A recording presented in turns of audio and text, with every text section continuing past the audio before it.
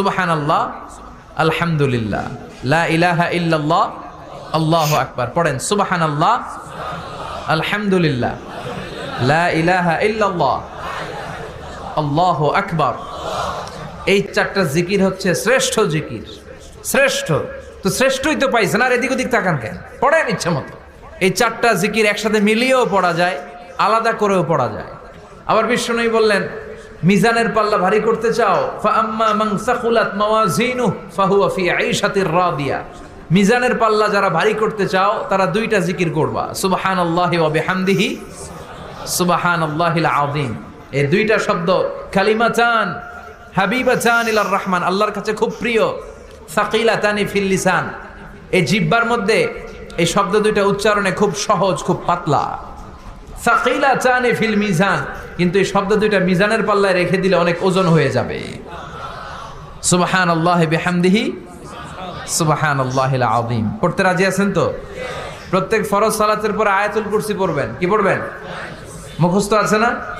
এটা পড়ে ফু দিলে কোনো জিন পড়ি, ব্ল্যাক ম্যাজিক কোনো কিছু আপনারা ধরতে পারবে না। বিশ্বনবী বলেন, মান কারা আয়াতাল কুরসি দুবুরা কুল্লি সালাতিন মাকতুবা লাম ইয়ামনাহু মিন দুখুলিল জান্নাতি ইল্লাল মাউত। প্রত্যেক ফরজ সালাতের পরে কেউ যদি আয়াতুল কুরসি পড়ে, তার জান্নাতে ঢোকার ব্যাপারে আর কোনো বাধা নিষেধ থাকে না। একটা জিনিস ছাড়া, সুবহানাল্লাহ, আরেকটু পরে কোন একটা জিনিস ছাড়া, ইল্লাল মাউত, সেটা হচ্ছে মৃত্যু। লোকটা মরে না তাই জান্নাতে যায় না, মরলেই জান্নাতি। এবার সুবহানাল্লাহ। তাহলে প্রত্যেক ফরজ সালাতের পরে আয়াতুল কুরসির দরকার আছে না নাই? প্রত্যেক ফরজ সালাতের পরে সালাম ফিরিয়ে আওয়াজ করে পড়বেন আল্লাহু আকবার।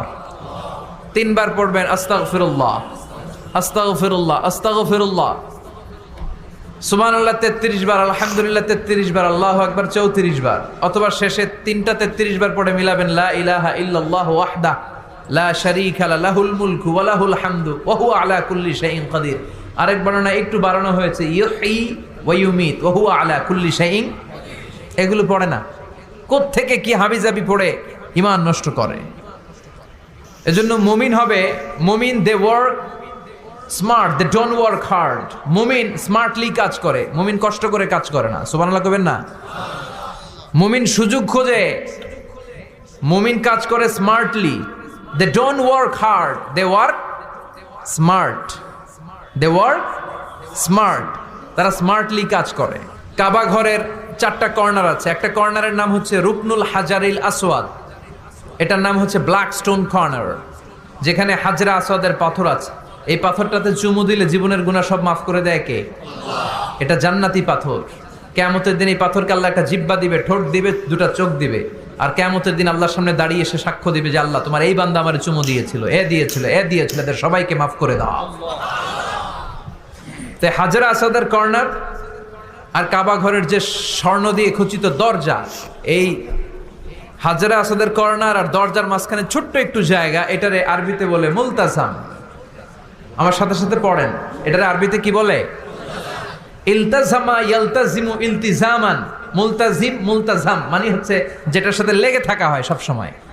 সাহাবারা এই জায়গাটার সাথে লেগে থাকতেন, পেট লাগিয়ে, গাল লাগিয়ে, চোখ লাগিয়ে, মুখ লাগিয়ে কাঁদতেন আর দোয়া করতেন। আর এই জায়গায় পেট লাগিয়ে, শরীর লাগিয়ে দোয়া করলে ওই দোয়া আল্লাহ ফিরিয়ে দেয় না। কিন্তু ওই জায়গায় দোয়া করার চান্সও এত সহজে পাওয়া যায় না, ধাক্কা ধাক্কি যুদ্ধ করতে হবে আপনারে। তো এক মাওলানা চান্স পাইছে ওইখানে, অনেক ধাক্কা ধাক্কি করে, খাইয়া দেয়া শক্তি কইরা ধাক্কা ধাক্কি, পাকিস্তানি পাঠানি যেগুলো আছে, 8-10টা পাঠান একসাথে দাঁড়ালে ওগুলার জ্বালায় কিছুই করা যায় না। এইভাবে তাকাইতে হয় ওদের দিকে, তাকাইলে আপনার টুপি পরে যাবে পিছনে, ইয়া উঁচু লম্বা। তো এই মাওলানা অনেক ধাক্কা ধাক্কি করে কোন রকম ওই মুলতাজামে হাত লাগাইতে পারছে। এখন আবার তো আরেক ধাক্কায় কই যে চলে যাবে কোনো হিসাব নাই। তো সেইখানে দাঁড়াই আল্লাহর কাছে দোয়া করছে, যেহেতু এই জায়গায় দোয়া করলেই আল্লাহ কবুল করে, এখন কয়টা চাবে আল্লাহর কাছে, সময় তো নাই। সে ওখানে হাত লাগিয়ে দোয়া করতেছে, আল্লাহ একটাই দোয়া, জীবনে যত দোয়া করছিলাম আর করবো সব দোয়া তুমি কবুল করে নিও। যত দোয়া জীবনে করছি আর মরার আগের দিন পর্যন্ত যত দোয়া আমি করব, এই দোয়াগুলো কবুল কইরো। এই একটাই চাওয়া, আর কিছু চাইলাম না তোমার কাছে। তো কিছু বাকি রাখছে? কথা বলেন।